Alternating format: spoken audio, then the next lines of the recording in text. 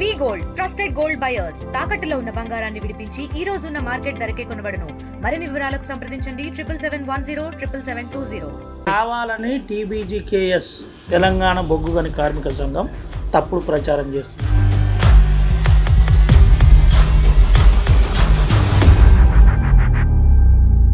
మీకు 32% నికర లాభాలలో వాటా తీసుకున్నాం మనం. ఏంటి కవితకు మీకు ర్యాప్ కట్ అయినట్టేనా దీంతో?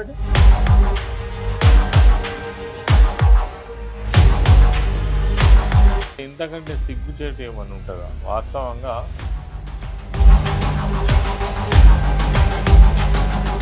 మీరు రేవంత్ రెడ్డి ముఖ్యమంత్రిని ఒప్పించడంలో ఘోరంగా విఫలమైంది.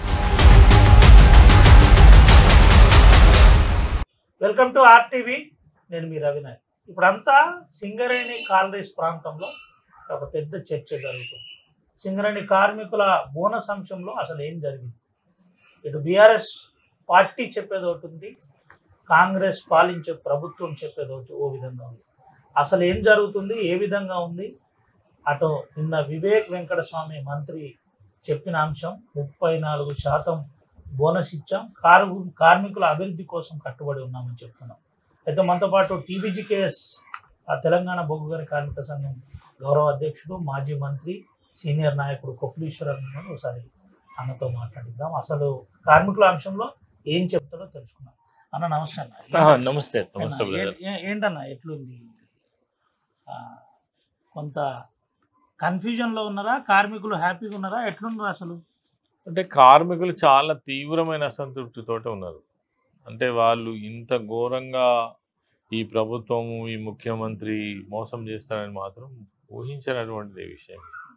సరే, గత సంవత్సరం కూడా ఇదే విధమైనటువంటి మోసానికి గురైనప్పటికీ ఈ సంవత్సరం తప్పకుండా లాభాలలో, నికర లాభాలలో మాకు సరైనటువంటి లాభాల వాటా వస్తుంది.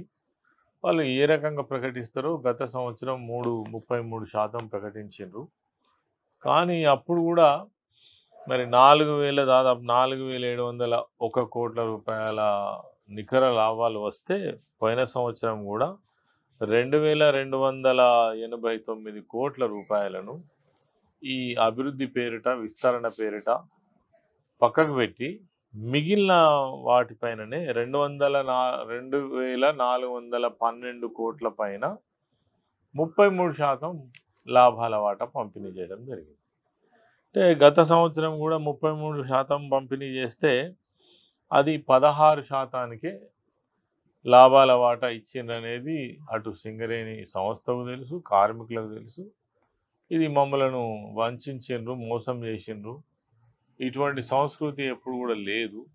గతంలో బీఆర్ఎస్ పార్టీ ప్రభుత్వం వచ్చిన తర్వాత కేసీఆర్ గారు 10 సంవత్సరాల కాలంలో ప్రతి సంవత్సరం మరి నికరమైనటువంటి లాభాలలో వాటా ఇచ్చింది తప్ప ఇట్లా విస్తరణ పేరిట, అభివృద్ధి పేరిట సగానికి సగం, గత సంవత్సరం అయితే సగానికి సగం, ఈ సంవత్సరము వీళ్ళు చెప్తున్నటువంటి దాని ప్రకారం అయితే 63% విస్తరణ పేరిట పక్కకు పెట్టింది. వీళ్ళు ఇచ్చింది ఎంత అంటే 36% లాభాల పైన 34%, అంటే 12.5% వస్తున్నది. ఎక్కడి 32%? కేసీఆర్ గారు ఇచ్చినప్పుడు 32%. ఆ 32%ని ఎలా 12%కు తీసుకొచ్చినటువంటి పరిస్థితి కనబడుతుంది.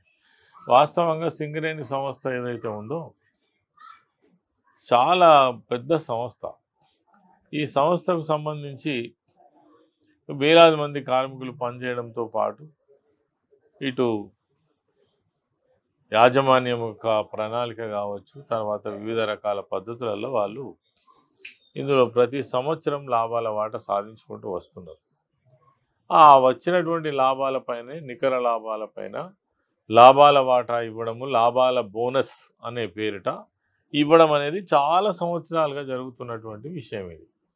కానీ ఈరోజు ఇది ఒక కొత్త సంస్కృతి, కొత్త పద్ధతిని తీసుకువచ్చి దాదాపుగా అంటే వచ్చిన లాభాలలో ఇప్పుడు మనం ఈ సంవత్సరం చూస్తే అదే అడగబోతున్నాం. 2024-25 6,390 94 కోట్ల రూపాయలు నికర లాభాల్లో కంపెనీ ఉందని చెప్పిన పరిస్థితి. ఈ లాభాల్లో ఉన్న ఏదైతే అంశం ఉందో దీంట్లో మేము పెట్టుబడికి పెట్టినాం, పెట్టుబడికి పెట్టిన దాంట్లో కార్మికులకు మంచి జరగాలని ఆలోచిస్తున్నామని అటు ప్రభుత్వం, మైనింగ్ మంత్రితో పాటు ముఖ్యమంత్రి కూడా చెప్పిన పరిస్థితి. ఎట్లా చూడొచ్చు అది? అంటే ఇంతకంటే సిగ్గుచేటు ఏమని ఉంటుందా? వాస్తవంగా వివేక్ ఇలా కార్మిక శాఖ మంత్రిగా ఉన్నాడు. ఆయనకి నిజాయితీ నీతి ఉంటే ఒక్క నిమిషంలో రాజీనామా చేయాలి గవర్నమెంట్కి వ్యతిరేకంగా. వాళ్ళ నాయన కార్మిక నాయకుడు, చిన్న చిన్న వర్గాల నాయకుడు అని చెప్పుకుంటాడు కదా. ఇంత దారుణం జరిగినందుకు ఆయన ఇంకా దాన్ని గొప్పగా చెప్తున్నాడు కదా. ఏ రకంగా గొప్పగా చెప్తాడు? అరే 6,394 కోట్ల లాభాలు, నికర లాభాలు వస్తే నువ్వు విస్తరణ కోసం గతంలో అయితే అసలు తీసిందే లేదు. నువ్వేదైనా తీసినావంటే ఒక విస్తరణ కోసం 4,034 కోట్ల రూపాయలు. అరే ఎంత పర్సెంటేజ్? 4,034 కోట్ల రూపాయలు విస్తరణ కోసం తీస్తారా? ఇది ఎక్కడైనా ఉంటుందా? అసలు ఇదివరకు ఉన్నదా? సమాధానం చెప్పాలి. వివేక్ వెంకటస్వామికి సమాధానం చెప్పాలి. లేదు అని అంటే ఆయన ఎవరైతే ఖమ్మం జిల్లా వాసిగా ఉన్నాడు, ఇలా ఉప ముఖ్యమంత్రి ఉన్నాడు, బట్టి విక్రమార్క గారు సమాధానం చెప్పాలి. ఇదేం పద్ధతి అండి? ఇది ఎక్కడ కూడా ఎన్నడూ కూడా జరగనటువంటి విషయం. ఈరోజు ఇదేదో గొప్పగా మేము సాధించినాం, దానికి దీని పెద్ద మీటింగ్ పెట్టి ముఖ్యమంత్రి వచ్చి ప్రకటన చేసి మేము 34% లాభాల వాటా ఇస్తున్నామని చెప్పడం ఎందుకు? నిజంగానే 12% అని చెప్పు మరి. ఇగో ఈ 2034కే మేము వాటా ఇస్తున్నామని చెప్పు. ప్రకటించిందేమో లాభాలు ఇంత పెద్ద మొత్తంలో, మీరు ఇచ్చిందేమో చాలా ఘోరం. ఇది కార్మికులందరూ కూడా ఈరోజు వాస్తవంగా ఒక రకంగా ఒక కడుపులో బాధతోటి ఉన్నారు. అసలు ఏం మాట్లాడాలో తెలియనటువంటి పరిస్థితి. ఇలా బాగా గొప్పలు చెప్పి ఐఎన్టీసీ ఒక్క మాట మాట్లాడదు. ఏఐటీసీ వాళ్ళు పేరుకు మాత్రం అక్కడనే ఉన్నారు ప్రకటిస్తే. మరి వాళ్ళ ఇలా పార్టీ పరంగా చూస్తేనేమో వాళ్ళకు మిత్రపక్షం. ఇక్కడ యూనియన్, గెలిచిన యూనియన్ 6 డివిజన్లలో ప్రాతినిధ్య సంఘంగా ఐఎన్టీసీ ఉన్నది. మరి వీళ్ళు ఎందుకు, ఈ కార్మిక నాయకులు ఎందుకు, ఈ సంఘాలు ఎందుకు? కార్మికులకు ద్రోహం చేసేందుకే ఈ సంఘాల? అదేవిధంగా నేను అడుగుతున్న ఈ కోల్బెల్ట్ ప్రాంతంలో ఉన్నటువంటి మొన్న గెలిచి మంత్రులుగా ఉన్నటువంటి నాయకులను అడుగుతున్నా నేను. వివేక్ వెంకటస్వామి కావచ్చు, కోల్బెల్ట్ ప్రాంతంలో ఉన్నటువంటి శ్రీధర్ బాబు కావచ్చు, ఖమ్మం జిల్లాలో ఉన్నటువంటి ఈ మినరల్కు సంబంధించినటువంటి శాఖ మంత్రిగా వ్యవహరిస్తున్నటువంటి బట్టి విక్రమార్క గారు కావచ్చు, తర్వాత శాసనసభ్యులు కావచ్చు, వీళ్ళందరూ సమాధానం చెప్పాలి. మీరు నిజంగా చెప్తున్న సిగ్గుతో తలదించుకోవాల్సినటువంటి పని. మీకు అసలు కార్మిక వర్గం దగ్గర కానీ ప్రజల దగ్గర కానీ మాట్లాడే హక్కు, అర్హత కోల్పోయారు. మీరు రేవంత్ రెడ్డి ముఖ్యమంత్రిని ఒప్పించడంలో ఘోరంగా విఫలమైంది. ఇంకా మీరు వచ్చి ప్రెస్ మీట్లు పెట్టి మేము పెద్ద గొప్ప ఘనకార్యం చేసినామని మాట్లాడుతున్నారా? దేనికి మాట్లాడుతున్నారు మీరు? నిజంగానే ఒక మైండ్ మీదకి పోయి ఒక కార్మికులతో మాట్లాడమనండి, ఏ రకమైనటువంటి సమాధానం వస్తుందో తెలుస్తుంది. ఇంత ఘోరమా? మీరేమో 12% అంటున్నారు, వాళ్ళేమో 34% అంటారు. ఎక్కడ కన్ఫ్యూజన్ ఉంది ఇది? అంటే ఎక్కడ కన్ఫ్యూజన్ అయింది? ఇప్పుడు తెలుస్తూనే ఉంది కదా, వాళ్ళే చెప్పింది కదా, మనం చెప్పిన మాట కాదు కదా. ఏదైతే 6,394 కోట్లు నికర లాభం, దాంట్లో 4,034 కోట్లు పక్కకు పెట్టినాం. మేము ఇచ్చినటువంటి 2,360 కోట్లకు మాత్రమే 34% ఇస్తున్నామంటే ఎవరిని మోసం చేస్తారు? ఇది ఎవరికి అర్థం కావట్లేదు కాకుండా ఉన్నదా? కంపెనీ కష్టాల్లో ఉన్నది, కంపెనీని కాపాడుకోవాల్సిన బాధ్యత కార్మికులది. కంపెనీ సజీవంగా ఉంటేనే కార్మికులు సజీవంగా ఉంటారు. కావాలని TBGKS తెలంగాణ బొగ్గు గని కార్మిక సంఘం తప్పుడు ప్రచారం చేస్తున్నది నమ్మద్దు అని కాంగ్రెస్ పార్టీ నాయకులతో పాటు మంత్రులు, ముఖ్యమంత్రి, ఉప ముఖ్యమంత్రి కూడా చెప్తున్న పరిస్థితి. ఎట్లా చూడొచ్చు అసలు? అయితే లాభాలు ఎట్లా వస్తాయి కంపెనీ కష్టాలు ఉంటాయి? అయ్యో మనలో మాట 6,394 కోట్లు ఏదైతే ఉందో, 94 కోట్లు ఏదైతే ఉందో, లాభాలు ఎట్లా వస్తాయి అట్లా కష్టాలలో ఉంటే? నిజంగానే ఇది ఒక కొత్త పద్ధతి ప్రకారం విస్తరణ కోసం మేము భవిష్యత్తు కోసం పనిచేస్తాము అని అంటే 3 భాగాలు తీస్తారా? లాభాలలో 3 భాగాలు తీస్తారా? 3 భాగాలు తీసి ఒక భాగానికి మాత్రమే బోనస్ లాభాల వాటా మంచి బోనస్ ఇస్తామని చెప్పడం ఇది న్యాయమా? ఇక దీన్ని మీరు గొప్పలు చెప్పుకున్నాడా? ఇంకా మీదికి వెళ్ళి మేము కంపెనీ విస్తరణ కోసం, కంపెనీని కాపాడడం కోసం, కార్మికుల శ్రేయస్సు కోసం అని దీనికి ఒక గోల్డ్ కవరింగా మాట్లాడడానికైనా కనీసం సిగ్గుమానం ఉండాలి ఈ నాయకులకు. ఇంత ఘోరమా? గతంలో ముఖ్యమంత్రి కేసీఆర్ ఉన్నప్పుడు కూడా ఇదే పరిస్థితి ఉండే. కావాలని బీఆర్ఎస్ గ్లోబల్ ప్రచారం చేస్తుంది. టీబీజీకేఎస్ సంఘం కూడా దీనికి కార్మికుల దాంట్లో వెళ్ళి గ్లోబల్ ప్రచారం చేస్తుందని చెబుతున్న పరిస్థితి ఎట్లా చూడవచ్చు అన్న? ఏంటి అసలు కేసీఆర్ గారు ఉన్నప్పుడు మీకు నేను ఖచ్చితంగా చెప్తాను. కేసీఆర్ గారు ఉన్నప్పుడు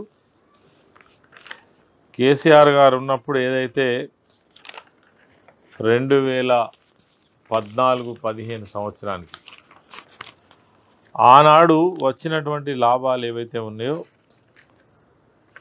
ఆ లాభాలకు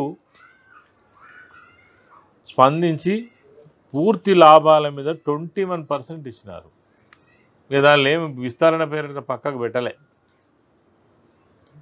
ఆ రోజు వచ్చిన లాభాలు కూడా దాదాపుగా అప్పుడే మేము గవర్నమెంట్లోకి వచ్చినాం కాబట్టి 16% నుండి స్టార్ట్ 16% నుంచి స్టార్ట్ అయినటువంటి లాభాలు 25% వరకు నేరుగా 25% వరకు తీసుకుపోవడం కాక లాస్ట్ 23-24 సంవత్సరానికి దాదాపుగా మీకు 32% నికర లాభాలలో వాటా తీసుకున్నాం మనం.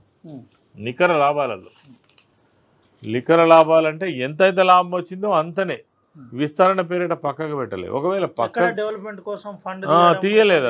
అది కంపెనీకి సంబంధించి అంచెలంచెలుగా ప్రభుత్వం యొక్క సహకారం తీసుకొని మరి దాని ప్రణాళిక ప్రకారంగా ఆ కంపెనీ విస్తరణ కోసం పనిచేస్తుంది తప్ప అంటే లాభాలలో కార్మికులకు ఇచ్చేటువంటి వాటాను తీసుకొని మీరు విస్తరణ చేస్తానడం ఎంతవరకు కరెక్టు? ఇది ఎంతవరకు సమంజసం? దీన్ని ఎవరు కూడా ప్రోత్సహించరు, ఎవరు కూడా హర్షించరు. ఖచ్చితంగా ఆ రోజు వచ్చిన లాభాల వాటా కూడా గింతనే 780 కోట్లు వస్తే దాంట్లో 21% ఇచ్చారు.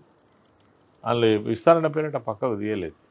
ఇవన్నీ కూడా ముఖ్యమంత్రి ఏదైతే ఈ 22 నెలల కాలంలో ప్రతి విషయానికి కూడా ఇదే విధంగా అబద్ధాలు చెప్పడం, డైవర్షన్ చేయడం, మేం చెప్పిందే నిజమని నమ్మించే ప్రయత్నం చేయడం, అది వాళ్ళు ఇచ్చినటువంటి 6 గ్యారంటీలు కావచ్చు, ప్రతిరోజు నడుస్తున్నటువంటి వ్యవహారంలో కూడా కావచ్చు. అంటే ఏది తప్పుడు పని చేసినా దానికి గోల్డ్ కవరింగ్ ఇచ్చుకొని వాళ్ళ పార్టీ ప్రభుత్వం అంతా కలిసి మేము చాలా గొప్పగా చేస్తున్నామని చెప్పుకునేటువంటి పరిస్థితి మాత్రమే కనబడుతూ ఉంది. ఈ కార్మికులకు సంబంధించిన విషయంలో కాదు, ఇచ్చిన 6 గ్యారంటీలలో ఏమంటున్నారు ఇలా వాళ్ళు? మేము దాదాపుగా అన్ని గ్యారంటీలు పూర్తి చేసినాం అంటున్నారు. ఇంతకంటే ఘోరం, ఇంతకంటే వంచన ఏముంటుంది?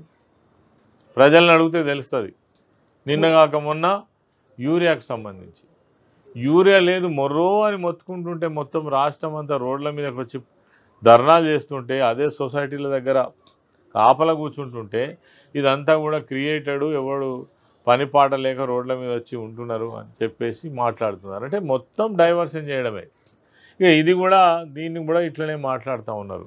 కాబట్టి కాంగ్రెస్ ప్రభుత్వం ఎట్లా చూడొచ్చు అన్న, ముఖ్యమంత్రి స్థాయి వ్యక్తి కోల్బెల్ట్ ప్రాంతంలో ఉన్న అందరు ఎమ్మెల్యేలను కూర్చుండబెట్టుకొని మీడియా సమావేశం పెట్టి ఇంత బోనస్ను ప్రకటిస్తున్నాం, కార్మికులు సంతోషపడాలి, మీకోసం మేము కట్టుబడి ఉన్నామని ఎప్పుడన్నా అంటే మీరు సీనియర్ లీడర్గా ఉన్నారు, శాసనసభ్యులుగా ఉన్నారు, మంత్రిగా ఉన్నారు, ఈ అంశం ఇటువంటి పరిస్థితి ఎప్పుడన్నా ఉండేనా? లేకపోతే దీని మీద ఎప్పుడు కూడా ఇటువంటి పరిస్థితి లేదు సింగరేణి సంస్థలో.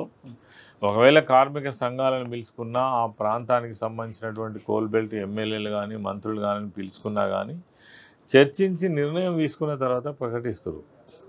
ఇదేం ప్రకటన అండి? వాళ్ళందరూ కూడా ఏదో పదవులకు కోసం పెదవులు మూసిరు తప్ప వాళ్ళకు మాత్రం తెలియదా ఇది ఘోరమైన అన్యాయం అని? మాట్లాడలేరు. వాళ్ళ మంత్రి పదవులు కావాలి, ఎమ్మెల్యే పదవి భద్రంగా ఉండాలి, అంతే తప్ప ఇక దీంట్లో అవగాహన లేక మీరు హరీష్ రావు గారు అటు కేటీఆర్ గారు మాట్లాడుతున్నారు కార్మికుల అంశంలో, సింగరేణి అంశంలో అని వివేక్ వెంకటస్వామి మంత్రి చెప్తున్నారు. వివేక్ వెంకటస్వామికి నిజంగా కూడా అసలు ఆయనకు అవగాహన ఉన్నదా?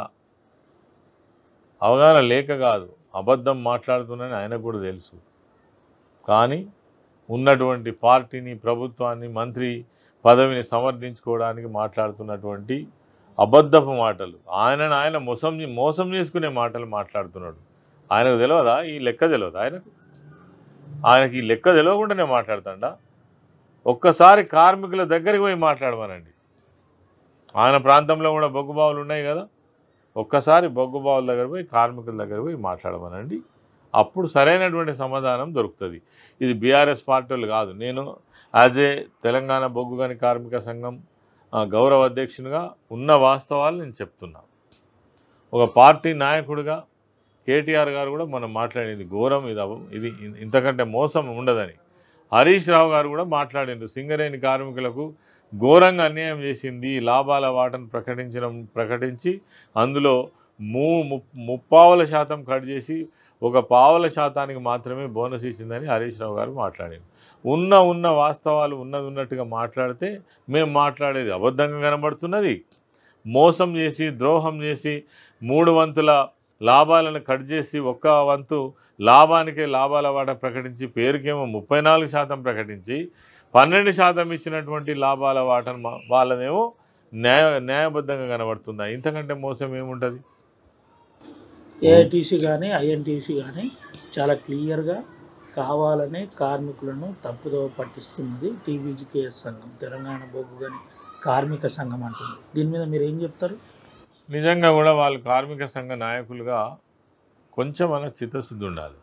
రాజకీయ పార్టీలు వేరు, కార్మిక సంఘాలు వేరు. వాళ్ళు తెల్లారు లేస్తే కార్మికుల దగ్గరికి పోవాల్సిన అక్కర ఉంటుంది. వాళ్ళు నిన్నేదో మొక్కుబడిగా ఏఐటీసీ సంఘం వాళ్ళు ప్రెస్ మీట్ పెట్టి మాకు చెప్పక చేయక లాభాల వాట నుంచి ఇంత విస్తరణ పేరిట తీసి ప్రకటించారని వాళ్ళు చెప్పారు పక్క.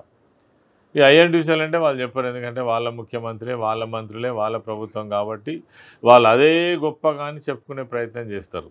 ఏఐటీసీ వాళ్ళు చెప్పారు, కానీ వాళ్ళు కూడా నోరు మూసుకునే పరిస్థితే, వాళ్ళు ఏం చేయలేని పరిస్థితి. నిన్న మేమన్నా మా కార్మిక సంఘం తరఫు నుంచి అదే చూస్తున్నా, నిశ్శబ్దంగా ఉన్న టీబీజీకేఎస్ సంఘం మళ్ళీ అలజడి స్టార్ట్ అయింది. ఈశ్వరన్ నచ్చిన తర్వాత నల్ల బ్యాడ్జీలు పెడుతున్నారు, బావి మీద పోతున్నారు, నిరసనలు వ్యక్తం చేస్తున్నారు. ఏంటి, ఏం ప్రణాళిక రూపొందించారు? డెఫినెట్గా తెలంగాణ రాష్ట్రంలో ఒక పెద్ద పరిశ్రమ సింగరేణి సంస్థ. ఈ సంస్థ మనుగడ కోసం ఆ కేసీఆర్ గారు కూడా గొప్పగా పనిచేసిండ్రు, మా ప్రభుత్వం కూడా పనిచేసింది. కొత్త బావుల విస్తరణ కావచ్చు, అదేవిధంగా ప్రైవేటైజేషన్కి వ్యతిరేకంగా 4 బొగ్గు బ్లాకులను ఇతర పెద్ద బడా కాంట్రాక్టర్లకు కట్టబెట్టడం సరైనది కాదు, ఇది సింగరేణి సంస్థకే ఉండాలి. వేరే రాష్ట్రాలలో ఏ విధంగానైతే కోల్ ఇండియాలో కానీ ఇతర రాష్ట్రాలలో ఏ విధంగానైతే ఆ సంస్థకు ఇచ్చిండ్రో ఇక్కడ సింగరేణి సంస్థకే ఒప్పజెప్పడం వల్ల ఈ సంస్థ మనుగడ బాగుంటుంది, ఇక్కడ పనిచేస్తున్నటువంటి కార్మికులకు కూడా భవిష్యత్తు ఉంటుంది. ఈ సంస్థ 136 సంవత్సరాల చరిత్ర కలిగిన సంస్థ. ఈ ప్రాంతంలో బొగ్గు వెలికి తీతలో ఖర్చు పెట్టి భూములన్నింటినీ కూడా అక్వైర్ చేసి చాలా పెద్ద మొత్తంలో విస్తరించి ఉన్నటువంటి సంస్థ సింగరేణి సంస్థ. ఈ సంస్థ బాగుండాలనే ఆరాటం ఒక బీఆర్ఎస్ పార్టీకి తప్ప ఇంకొక పార్టీకి ఉండదు. ఇలా బీజేపీ ప్రైవేటైజేషన్కు అనుకూలం. దేశంలో ఉన్నటువంటి అనేక సంస్థలను ఇప్పటికే ప్రైవేటైజ్ చేయడంతో పాటు ప్రభుత్వ రంగ సంస్థలన్నింటినీ కూడా సర్వనాశనం చేస్తున్నటువంటి విషయం మనం చూస్తున్నాం.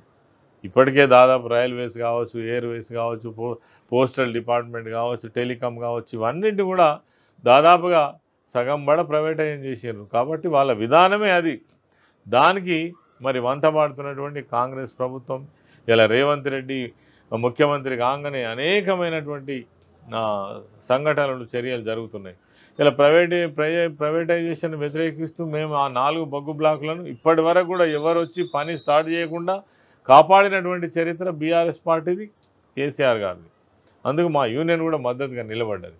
అది మరి తెలంగాణ ఈ రాష్ట్రంలో కాంగ్రెస్ ప్రభుత్వం వచ్చిన తర్వాత ఆ వేలం పాటకే ఉప ముఖ్యమంత్రి ఈయన బట్టి విక్రమార్క గారికి పోయి ప్రారంభోత్సవానికి పోతారు. బీజేపీ నాయకులు, కేంద్ర మంత్రి, బొగ్గు గనుల శాఖ మంత్రి ఆయన ప్రారంభిస్తారు హైదరాబాద్లో. దీన్ని ఎట్లా చూడాలి మనం?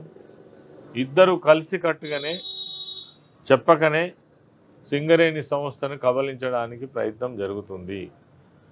రాను రాను దాదాపు ఇప్పటికే అండర్గ్రౌండ్ మైన్లలో కూడా ప్రైవేటు సంస్థ విస్తరించింది.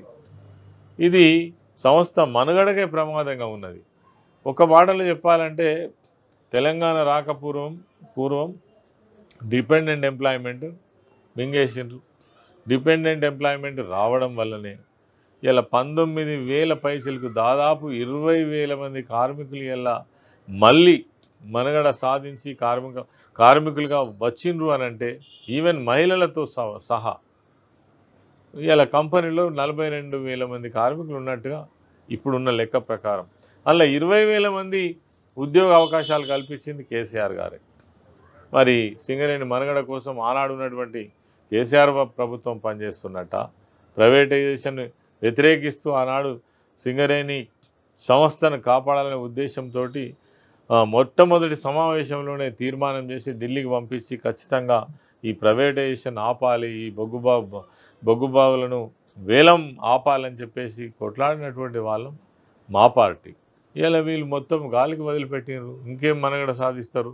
ఇక దీని పేరు మీద మళ్ళీ విస్తరణ పేరు మీద అప్పుడు ఇప్పుడు అంతా కలిపితే 6,000 కోట్లు దాదాపు పక్కకు పెట్టినటువంటి ఏవైతే డబ్బున్నదో 6,323 కోట్ల రూపాయలు, 6,723 కోట్ల రూపాయలు పక్కకు పెట్టి ఈ విస్తరణ పేరిట గత సంవత్సరం మీరు పక్కకు పెట్టినటువంటి ఈ 2,289 కోట్ల రూపాయలు ఏం చేసినట్టు, ఏం విస్తరణ చేసినట్టు, ఏం అభివృద్ధి చేసినట్టు శ్వేతపత్రం రిలీజ్ చేయమని అడుగుతున్నాం.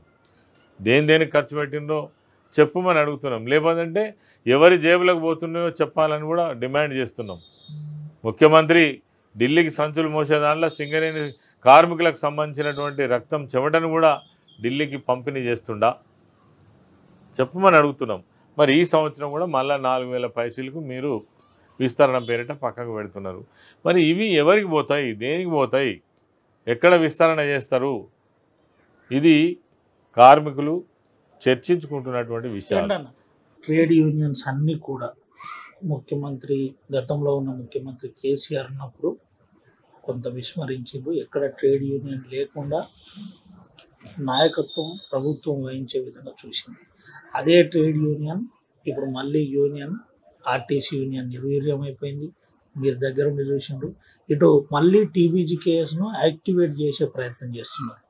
ఏంటి కొంత నిర్వీర్యమైన సంఘాలను మళ్ళీ ఒకసారి పరిస్థితికి లైవ్లో తీసుకురావాలంటే ఇబ్బంది కావట్లేదు. అంటే గతంలోనే మాకు ఆ సెటప్ అంతా ఉంది. 2 సార్లు గెలిచిన సంఘం సింగరేణిలో. అది బోను ముఖ్యమంత్రిగా కేసీఆర్ గారు ఉన్నప్పుడు అనేక రకాల పెండింగ్ ఇష్యూస్ కూడా శాశ్వతమైన పరిష్కారం చూపించినటువంటి సంఘం. అందులో డిపెండెంట్ ఎంప్లాయ్మెంట్ చాలా ముఖ్యమైనటువంటిది. అదేవిధంగా కేస్తే బాయిలు బంద్ చేసే సంఘం ఇప్పుడు 10 మంది 5గురితో నిరసనలు చేసే పరిస్థితి ఏర్పడింది. అట్లేం లేదు, మాకు చాలా బ్రహ్మాండమైన ఆదరణ ఉన్నది కార్మికులలో. వాస్తవంగా కూడా ఈరోజు మిగిలిన సంఘాలే డమ్మీగా ఉండేటువంటి పరిస్థితి ఉన్నది. ఎందుకు అని అంటే మేము ఆనాడు గెలిచినటువంటి సంఘంగా చాలా సమస్యలకు పరిష్కారం చూపించగలిగినాం. వేలాది మందికి ఇండ్ల పట్టా సర్టిఫికెట్ ఇప్పించగలిగినాం. అదేవిధంగా కార్పొరేట్ వైద్యాన్ని తీసుకురాగలిగినాం. అదేవిధంగా ఒక సంవత్సరం ఏదైతే వాళ్ళ సర్వీసును పెంచగలిగినాం. అనేక సంక్షేమ కార్యక్రమాలు చేయగలిగినాం. ఇవన్నీ కూడా కార్మికులు ఈరోజు మళ్ళీ చర్చించుకుంటున్నారు. అరే ఎంత గొప్పగా ఉండే కార్మిక సంఘం కానీ ఆడ ప్రభుత్వం కానీ స్పెషల్ ఇంక్రిమెంట్ ఇచ్చి తెలంగాణ స్పెషల్ ఇంక్రిమెంట్ ఇవ్వడం అంటే ఏది అడగకుండానే వాళ్ళకు అన్నీ సమకూర్చి పెట్టినటువంటి ఆనాటి ప్రభుత్వం కావచ్చు, యూనియన్ కావచ్చు. అందుకే ఈరోజు అన్ని యూనియన్లు డమ్మీ అయ్యి మళ్ళీ తెలంగాణ బొగ్గు గని కార్మిక సంఘం వైపే కార్మిక వర్గం చూపిస్తుంది. అందుకే మేము మొన్న ఈ సమస్యను ముందే అర్థం చేసుకొని కొత్తగూడెం ఆఫీస్ ముందర కావచ్చు, కార్పొరేట్ ఆఫీస్ ముందర కావచ్చు, హైదరాబాద్లో సింగరేణి భవన్ ముట్టడి కావచ్చు, వెంటనే లాభాల పాట ప్రకటించని మేము ముట్టడి చేసిన తర్వాత కదా చలనం వచ్చింది. అసలు ఈ మాత్రమే ఈ ప్రకటనకు కారణం తెలంగాణ బొగ్గు గని కార్మిక సంఘమే. అరే వీళ్ళు గట్టిగా ప్రశ్నిస్తున్నారు, ఏదో ఒకటి చేయాలనే ఉద్దేశంతో ఈ నిర్ణయం కూడా రావడం జరిగింది. వచ్చిన నిర్ణయం ఏదైతే ఉందో చాలా దారుణంగా ఉంది. అందుకే దీన్ని మేము తీవ్రంగా ఖండిస్తా ఉన్నాం. ఎట్లుందన్న మాజీ ముఖ్యమంత్రి బిడ్డ కవిత పదవి గౌరవ అధ్యక్షురాలు పదవి మీకు వచ్చింది. అది ఇబ్బందుల్లో ఉన్న సమయంలో మీకు వచ్చింది. ఇది బాధ్యతగా ఉందా, బరువు ఉందా, లేదంటే ఏంటి? కవితకు మీకు ర్యాప్ కట్ అయినట్టేనా దీంతో? అట్లా ఏం లేదు. నేను అసలు ఈ సంఘం నిర్మాణం చేసిందే నేను.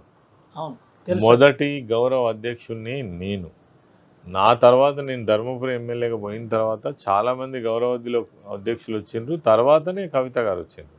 ఇప్పుడు 3 సంవత్సరాల నుంచి సంఘానికి తర్వాత శాశ్వతంగా ఒక రాష్ట్ర కమిటీ కానీ తర్వాత ఇవన్నీ యాక్టివ్గా లేవు. పోయిన ఎన్నికల మేము పోటీ కూడా చేయలేదు. ఈరోజు పార్టీ ఓడిపోయి ఉంది, ప్రభుత్వంలో లేము. డెఫినెట్గా పార్టీ నిర్మాణ క్రమంలో కోల్బెల్ట్లో 6 జిల్లాలలో విస్తరించి ఉన్నటువంటి సంఘాన్ని తిరిగి బలోపేతం చేయడం కోసం నాకు అవకాశం ఇవ్వడం జరిగింది. ఈరోజు మేము ఆ బాధ్యత తీసుకొని పనిచేసుకుంటూ పోవడం జరిగింది తప్ప కవిత గారిని తీసేసి నన్ను పెట్టడం కానీ, లేకపోతే ఆమె ఉన్నంత కాలంలో కొన్ని సమస్యలు పరిష్కారం కాలేదని కానీ ఎక్కడ మేము మాట్లాడట్లేదు. ఆ అవసరం కూడా లేదు. ఈరోజు పార్టీకి అనుబంధంగా ఉన్నటువంటి సంస్థ మళ్ళీ బలోపేతం కావాలి. ఆ రోజు తెలంగాణ ఉద్యమంలో కూడా కార్మిక వర్గం ఏదైతే ఉందో చాలా గొప్పగా మాకు సపోర్ట్ చేసిండ్రు. అదేవిధంగా ఈరోజు మళ్ళీ ఆలోచిస్తున్నారు. నిజమైన కార్మిక సంఘం ప్రజల కోసం పనిచేసేటువంటి ప్రభుత్వం బీఆర్ఎస్ ప్రభుత్వమే తప్ప ఇటు కాంగ్రెస్. అంటే మనుగూరు, కొత్తగూడెము, రామగుండము, అటు మా శ్రీరాంపూరు, బెల్లంపల్లి, అటు గోలేటి వరకు ఎట్లుంది మీ సంఘం ప్రాతినిధ్యం? ఎట్లుంది? కమిటీలు ఎట్లున్నాయి?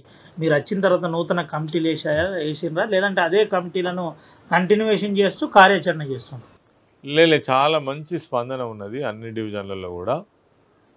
గతంలో ఉన్నటువంటి సెటప్లో కొన్ని మార్పులు చేర్పులు చేసి తర్వాత సెంట్రల్ కౌన్సిల్ కూడా చాలా మార్పులు చేర్పులు చేసి అవసరం ఉన్న దగ్గర లీడర్షిప్ను మనం ఎంకరేజ్ చేసి వాళ్ళకు అప్గ్రేడ్ చేసుకుంటూ ఈ సంఘాన్ని ముందుకు తీసుకుపోవడం జరుగుతుంది. వాస్తవంగా ఈరోజు మాత్రం చాలా మంచి స్పందన ఉంది. దానికి తోడు ఈ ప్రభుత్వం చేస్తున్నటువంటి విధానాలు, ఈ ఏదైతే గెలిచినటువంటి సంఘాలు ఏఐటీసీ కానీ ఐఎన్టీసీ కానీ డమ్మీగా ఉండడం, మాట్లాడకపోవడం, ఇచ్చిన వాగ్దానాలన్నీ కూడా గాలికి వదిలేసి సైలెంట్గా ఉండడం, ఇక మాతోటి ఏమీ కాదు మేము ఇప్పటికే బాగా గొప్పగా చేసినామని చెప్పే ప్రయత్నం చేయడం ఏదైతే ఉందో ఇది కార్మిక లోకం జీర్ణించుకోలేకపోతున్నారు. కాబట్టే ఇలా తెలంగాణ బొగ్గుగని కార్మిక సంఘం వైపు గొప్పగా స్పందన ఉంది, మంచి స్పందన ఉన్నది. ఎట్లుందన్న అంటే చివరి 2 క్వశ్చన్స్ అడిగి క్లోజ్ చేస్తాము. పరిస్థితి మీరు వచ్చిన తర్వాత కోల్బెల్ట్ ప్రాంతం నుండి మీ కాన్స్టిట్యూన్సీ వరకు పరిస్థితి ఎట్లుంది? ఏంటి? యూరియా అంశం మొదలుకొని ఇటు కార్మికుల అంశం వరకు ఏం చెప్తున్నారు? అంటే నేను వచ్చిన తర్వాత కార్మిక వర్గానికి ఒక కాన్ఫిడెన్స్ అయితే వచ్చింది. సంస్థకు సంబంధించినటువంటి అన్ని విషయాలు తెలిసినవాడు, స్వయంగా సింగరేణి ఉద్యోగస్తుడు, అదేవిధంగా సింగరేణి సంస్థలో కార్మిక నాయకుడిగా చాలా సంవత్సరాలు పనిచేసినటువంటి వాడు, కంపెనీ యొక్క స్థితిగతులన్నీ తెలిసినటువంటి వాడు, తర్వాత అందరికీ అందుబాటులో ఉండేటువంటి వాడు, ఏదైనా విషయం వచ్చినా వెంటనే పిలిస్తే పలికేటువంటి నాయకుడు అనేటువంటిది కోల్బెల్ట్ ప్రాంతంలో మా కార్మికులకు, కార్మిక సోదరులకు, సంఘంలో ఉండేటువంటి నాయకులైతే ఒక నమ్మకాన్ని ఇవ్వగలిగినాం. ఈ మధ్య కాలంలో అకారణంగా మా నాయకులను 3 ట్రాన్స్ఫర్ చేయడం జరిగింది. వెంటనే స్పందించి కోల్బెల్ట్ ఏరియాలో ఉన్నటువంటి మా మాజీ శాసనసభ్యులు, కాన్స్టిట్యున్సీ ఇన్ఛార్జ్ అందరం కూడా హైదరాబాద్ కార్పొరేట్ ఆఫీస్కి వెళ్ళి వాళ్ళని తిరిగి ఆ ట్రాన్స్ఫర్స్ అన్ని కూడా మేము రద్దు చేయించుకోవడం జరిగింది. అంటే ఏదైనా ఇష్యూ వస్తే వెంటనే స్పందిస్తారనేటువంటి నమ్మకాన్ని కల్పించడం. అందులో భాగంగానే ఇలా కార్మిక వర్గంలో ఒక చలనము, ఒక అలజడి వచ్చింది మీరు అన్నట్టుగా. అదేవిధంగా మా ధర్మపురి ప్రాంతంలో ఈ జగిత్యాల, పెద్దపల్లి, మంచిర్యాల ఏరియాలో నేను ఎట్లయితే మా పార్టీ తరఫున ఒక బాధ్యతగా పనిచేస్తున్నానో వాళ్ళందరికీ కూడా ఒక ఉత్సాహం వచ్చింది. అన్నకు పార్టీలో ఒక మంచి బాధ్యత, గుర్తింపు ఉన్నది.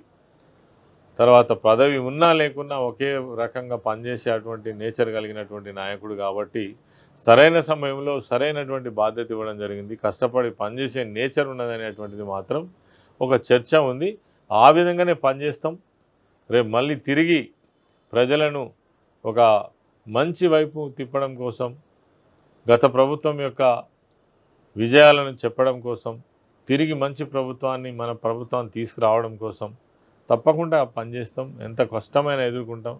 ఈ ప్రభుత్వం చేస్తున్నటువంటి నిర్బంధాలు కానీ ఇంకేమైనా కానీ ఎదుర్కొని ముందుకు పోవడానికి ఏ రకంగా కూడా మేము వెనుకంజ వేసేది లేదు. అన్నిటికీ సిద్ధంగా ఉండి పనిచేస్తాం. తెలంగాణ బొగ్గు గని కార్మిక సంఘం కావాలని తప్పుడు ప్రచారం చేస్తుందని చెప్పేటోళ్ళం, మిమ్మల్ని వ్యతిరేకించేటోళ్ళం ఏం చెప్తాడో ఈశ్వర్? ఏదైతే తెలంగాణ బొగ్గు గని కార్మిక సంఘం ఇవాళ మాట్లాడుతుందో అవి వాస్తవాలు, అవే కార్మిక వర్గం నుంచి వస్తున్నటువంటి నిజాలు, మొత్తం ప్రజలు చర్చించుకుంటున్నటువంటి వాస్తవాలు అవే. ఏవైతే నిజాలు ఉన్నాయో అవే తెలంగాణ బొగ్గు గని కార్మిక సంఘం మాట్లాడుతుంది. కార్మికుల పక్షాన నిలబడి ఉంది, న్యాయం పక్షాన నిలబడి ఉంది. ఎవరైతే దుష్ప్రచారం చేస్తున్నారో వాళ్ళు ఆత్మవంచన చేసుకుంటున్నారు, కార్మికులకు సమాధానం చెప్పలేనటువంటి పరిస్థితులలో ఉన్నారు. సమయం వచ్చినప్పుడు కార్మిక వర్గం మీకు సరైనటువంటి సమాధానం, సరైనటువంటి గుణపాఠం చెప్తుంది అనేది మాత్రం వాస్తవం. ఆర్టీవీ ద్వారా కార్మికులకు ఏం చెప్తున్నారు? మా కార్మిక సోదరులకు కూడా నేను ఈ ఆర్టీవీ ఛానల్ ద్వారా తెలియజేసే విషయం ఏంటంటే, మేము చెప్పినటువంటి విషయాలు ఏవైతే ఉన్నాయో మీ మనోభావాలకు అనుగుణంగా మేము మాట్లాడుతున్నాం. ఈరోజు ప్రభుత్వం చేసినటువంటి దుర్మార్గమైనటువంటి వంచనను ఖచ్చితంగా ఎత్తి చూపేటువంటి ప్రయత్నం చేస్తున్నాం, కార్మికుల పక్షాన మాట్లాడుతున్నాం. మరి దీన్ని ఇలా కాంగ్రెస్ ప్రభుత్వం కావచ్చు, ఐఎన్టీసీ యూనియన్ కావచ్చు, చివరికి ఏఐటీసీ నాయకులు కావచ్చు, తర్వాత ఈ కోల్బెల్ట్ ప్రాంతంలో ప్రాతినిధ్యం వహిస్తున్నటువంటి మంత్రులు కావచ్చు, ఎమ్మెల్యేలు కావచ్చు, మరి వాళ్ళకు వాళ్ళు వంచన చేసుకునేటువంటి విధంగా మాట్లాడుతున్నారు, కార్మిక వర్గానికి ద్రోహం చేసే విధంగా మాట్లాడుతున్నారు. దీన్ని సమయం వచ్చినప్పుడు తప్పకుండా కార్మిక వర్గం ప్రశ్నించాల్సినటువంటి అవసరం ఉంది, నిలదీయాల్సినటువంటి అవసరం ఉంది. అదేవిధంగా కోల్ మైన్స్ దగ్గర కాంగ్రెస్ పార్టీకి సంబంధించిన ఏ నాయకుడు వచ్చినా మాకెందుకు ఈ అన్యాయం చేసిండ్రు మీరు చెప్పగలుగుతారా అనేటువంటి ప్రశ్న కార్మిక వర్గం నుంచి తప్పకుండా మేము అన్నా అనకుండా ఎదుర్కోవాల్సిన అవసరం అయితే వాళ్ళకు ఉంటుంది. అది తప్పకుండా వాళ్ళు ఎదుర్కోవాల్సే ఉంటుంది. చివరికి ఒక విషయం చెప్పండి, ఈసారి ఎన్నికల్లో మీరు బరిలో ఉండబోతుందా ఏది కార్మిక సంఘం ఎన్నికల్లో? డెఫినెట్ తప్పకుండా మా కార్మిక సంఘం ఎన్నికలలో మేము తప్పకుండా బరిలో ఉంటాం. కార్మిక వర్గం అంతా కూడా నిజంగా తెలంగాణ బొగ్గు గని కార్మిక సంఘం ప్రాతినిధ్యం కోసమే చూస్తుందని కూడా మేము అనుకుంటున్నాం. ఎందుకంటే అంత పాజిటివ్ వాతావరణం అయితే కనబడతా ఉంది. Thank you. ఇది పరిస్థితి. కార్మికులను మోసం చేసిందని కొప్పుల ఈశ్వర్ గౌరవ అధ్యక్షుడు టీవీజీకేఎస్ అధ్యక్షుడు చెబుతున్న పరిస్థితి. దీంతోపాటు కార్మికుల మనోభావాలకు అనుగుణంగానే తెలంగాణ బొగ్గు గని కార్మిక సంఘం పనిచేస్తుందని చెబుతున్న పరిస్థితి. సమస్యలపై విషయం తెలుసుకొని వాస్తవాలు మాట్లాడే ప్రయత్నం మైనింగ్ శాఖ మంత్రి వివేక్ వెంకటస్వామి మాట్లాడాలని చెప్తున్నారు. దీనిపై హరీష్ రావుతో పాటు కేటీఆర్ కూడా మాట్లాడారని, దాదాపుగా 12% లాభాలు మాత్రమే, నికర లాభం నుండి 12% మాత్రమే కార్మికులకు బోనస్ రూపంలో పంచారని ఇటు కుప్పలీశ్వర్ చెప్తున్నారు. దీంతోపాటు మరికొన్ని అంశాలు కూడా ప్రధాన అంశాలు చెప్పే ప్రయత్నం చేస్తున్నారు. మనుగూరు, కొత్తగూడెం, ఇటు రామగుండం, బెల్లంపల్లి, శ్రీరాంపూర్ వరకు, అటు గోరేటి వరకు కార్మికులందరూ ముక్త కంఠంతో చూస్తున్నారు. సమయం వచ్చినప్పుడు అందరినీ నిలదీయడానికి సిద్ధంగా ఉన్నారని చెబుతున్న పరిస్థితి. గతంలో ఉన్న ప్రభుత్వం కార్మికుల పక్షాన నిలబడింది. కేసీఆర్కు వాస్తవాలు తెలుసు కాబట్టి 33% అప్పుడు ఇవ్వగలిగాడని చెబుతున్నారు. 32% వెళ్ళిన ఆ లాభాల బోనస్ 33% కాంగ్రెస్ ప్రభుత్వం తీసుకొచ్చింది. ఈసారి 34% తీసుకొచ్చింది. గతంలో 16.90 కొంత ఇచ్చే ప్రయత్నం జరిగింది. అప్పుడు కూడా దాదాపుగా 4,000 కోట్లు కార్మికుల లాభాల వాటలో తీశారు. ఇప్పుడు కూడా దాదాపుగా 2,600 పైచిరుకు కోట్లు తీశారు. ఈ డబ్బుల శ్వేతపత్రం ఎప్పుడు రిలీజ్ చేస్తాడో ముఖ్యమంత్రి చెప్పాలని చెబుతున్నారు. ఈ మూటలు ఢిల్లీకి పోతున్నాయా లేక ఈ డబ్బులు ఏమవుతున్నాయో చెప్పాలని తెలంగాణ బొగ్గు గని కార్మిక సంఘం గౌరవ అధ్యక్షుడు కొప్పులీశ్వర్, మాజీ మంత్రి, సీనియర్ నాయకులు చెబుతున్న పరిస్థితి కనబడుతుంది. ఏది ఏమైనప్పటికీ దీనిపై కాంగ్రెస్ ప్రభుత్వంతో పాటు ఏఐటీసీ కానీ ఐఎన్టీసీ కానీ ఏ విధంగా స్పందిస్తుందో వేచి చూడాలి. సుమంతో రవినాయక్, ఆర్టీవీ, ఆదిలాబాద్. తెలుగులో ఫాస్టెస్ట్ న్యూస్ యాప్ ఇప్పుడు కొత్త అవతారంలో 5 సెకండ్లోనే పూర్తి వార్తా సమాచారం మీ చేతిలో. సోషల్ మీడియా ట్రెండ్స్ మీ కళ్ళ ముందుకే live TV and voice search ఆప్షన్స్తో ఇప్పుడే డౌన్లోడ్ చేయండి. యాప్ లింక్ డిస్క్రిప్షన్లో ఉంది.